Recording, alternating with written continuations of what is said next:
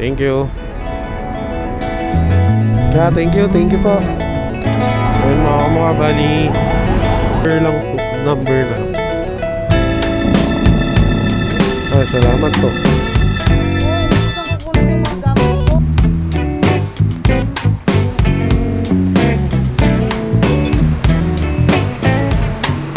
Thank you ma'am. Bali gawin mo ng 250 ma'am. Opo. Ayun si Timo. Pogi. All black.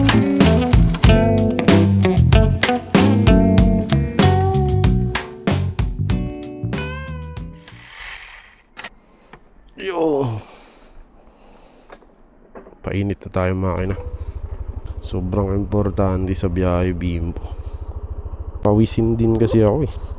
Bali, another day, another joyride. Pasada tayo. Patanggap na agad tayo ng booking sa kabilang village lang, pero may layong 10 minutes, 2.5 kilometers. Dito naman sa amin, hindi ako nasisiro. Kada start ko dito, laging may pasahero agad. Kasi dito sa amin, mahal ang tricycle papunta ng palabas ng highway. Nasa pag special ka, solo ka, nasa kulang 60 pesos. So kung isipin mo 60 pesos, papunta ka pa lang ng highway nun, maghihintay ka pa ng sasakyan, makipagsiksikan ka pa. Compare sa magbuka ng joyride, tingnan mo hanggang dun sa destination niya, nasa Concepcion to, hindi pa siya malilate, 100 pesos lang. Saan ka pa? Ayun mga kamukha, samahan nyo ako, biyahe tayo ngayon at kukuha lang tayo ng konting pang gastos. Nandito na nga pala tayo sa pick up location ng ating pasahero. Dito tayo laging nakakakuha ng pasahero pag first booking, kasi katalikuran or katabilan to ng village namin. Ang problema, malayo yung ikot nito, nasa 2.5 kilometers, lalabas ka pa ng highway. So ayun lang yung disadvantage, pero maraming tao dito, kaya marami dito ang mga nagbubook. So dito yung pick up location, Clubhouse. Dito siya nakapin. Thank you. Ayun mga kamukha, bali unang pasahero natin mula San Mateo, Rizal hanggang dito sa Concepcion, Marikina. Pamasahe niya is 119 pesos, tas complete trip na natin yan. Hintay tayo ng kasunod na booking. May pumasok agad. Goldilocks Tumana, Boundary Empire Tower, Avenue Ortigas Center. Accept na natin yan agad. So let's go. Tawagan muna natin para sure ball, kasi minsan nagka-cancel sila, akala nila hindi kami gumagalaw eh. Ang tagal ng pasahero natin dito nag-book sa Goldilocks dito sa may Tumana, pero papunta pa lang pala siya. Ito na siguro si ma'am. Silong muna tayo, ang init. Ayun si Timo. Pogi, all black. Matraffic mami sa 9:28. Kailan ko yalita talaga, 8:30. Okay.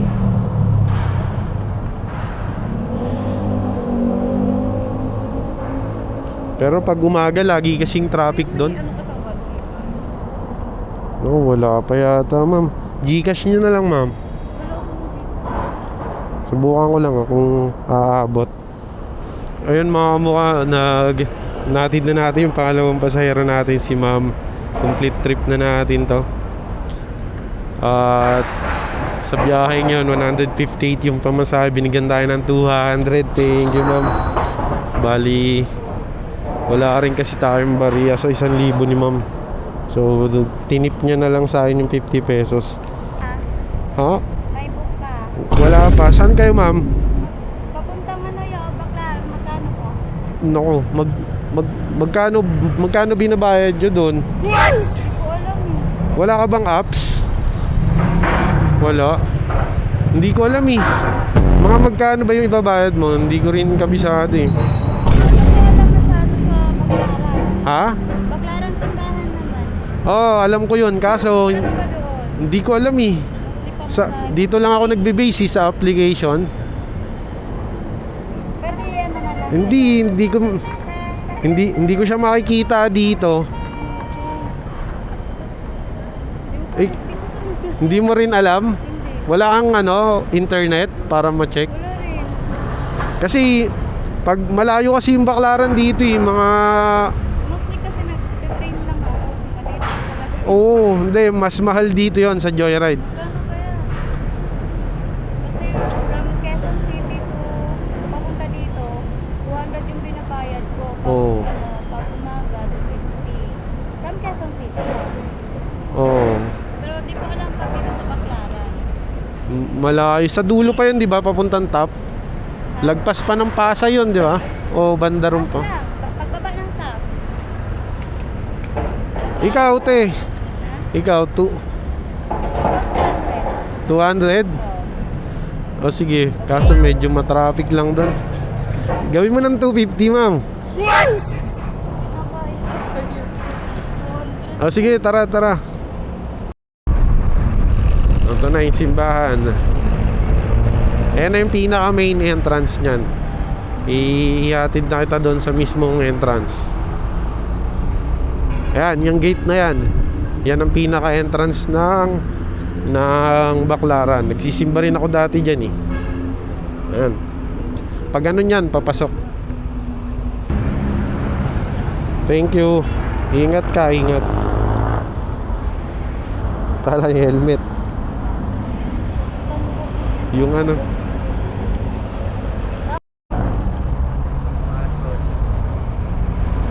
Tol. Hirap na ito, UBDTF kasi to. Ano naman tayo pangalan, siyempre. Ah. Yung content ko mga rides, mga ganun. Oh, mga travel. Wala yung POV. POV lang yan sir, mga ganun. Hindi, travel talaga. Mga biyahe, mga Ilocos, Bicol, mga ganun. Mga rides. Oh, Waco. Opo. Oh, mag-helmet na lang. Lagay mo na kuya. Sige lang. DENR. Oo, din. Dito sa tabi na lang. Yaka. Kalayo. Gamit ko. Sa diyan na ulit ako nangupa, di ba?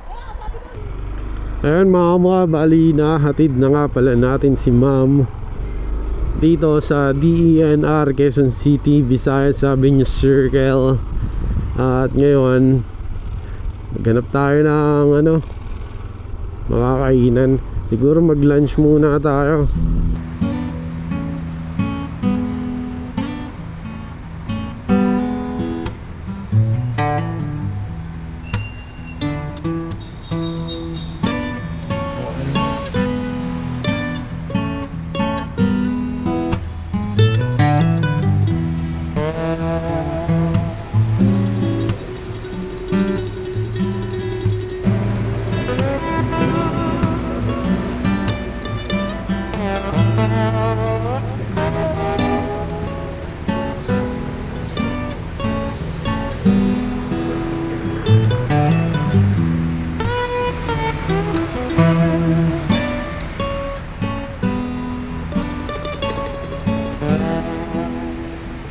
Bali after ilang minuto nga natin paghihintay doon, hindi pala minuto, halos almost mag-iisang oras din ako doon. Nakatanggap na tayo ng booking. Hay nako. Dito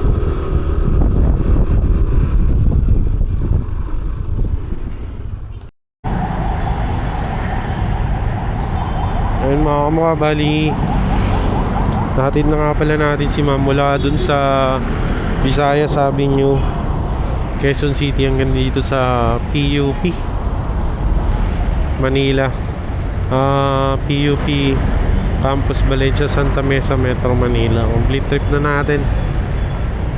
Mag-waiting na tayo dito ng pasahero. Ayan mga kamukha, bali yung nakuha natin pasahero is dito rin sa PUP. Kaya tiyempo. At sumagot sa tawag si ma'am. Tamang hintay na lang tayo dito sa kanya. At tayo ibabiyahe na. Ayun na ba, sa may Generosis lang. Sa'yo na bank? Ah.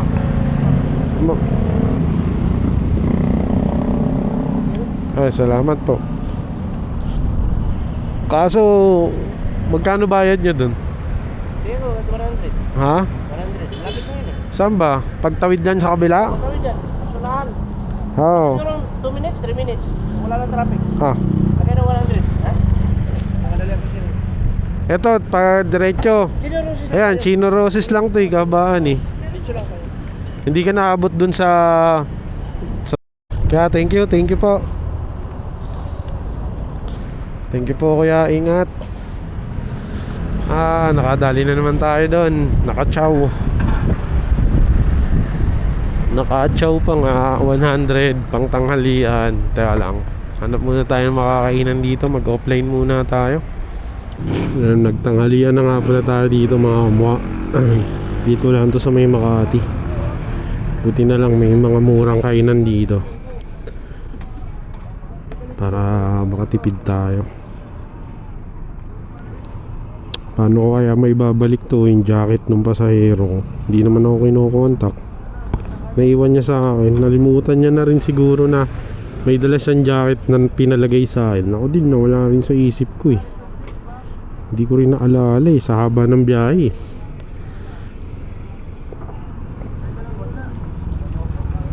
Sana maalala niya tapos text niya ako. Baka mamaya makapagpasahero pa Ortigas, dadaan ko sa kanya dun. Mga mukha, bali naging pasahero nga pala natin kanina dito sa may Tumana.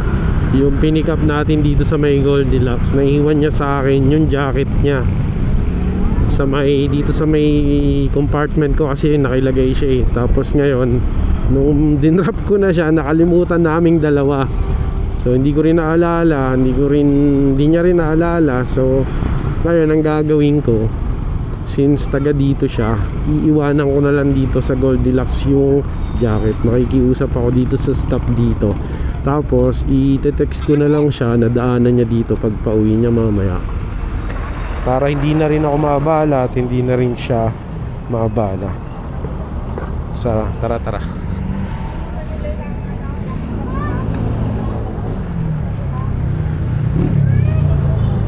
Ay, teka lang, nandito pala. Yo!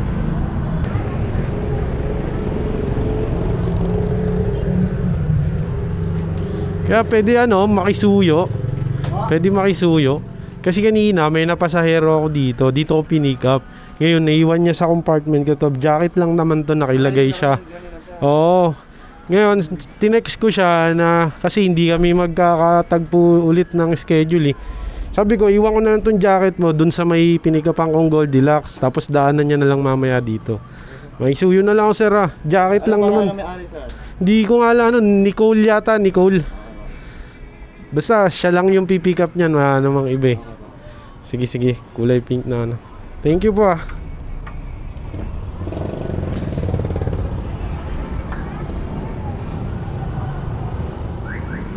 Ayun mga kamukha, bali ganyan nga pala yung diskarte ko. Bali pag bumibiyahe ako ng joyride, tas gagarahin ako ng alas 5 ng hapon, minimake sure ko na full tank hanggang takip ang aking tangke.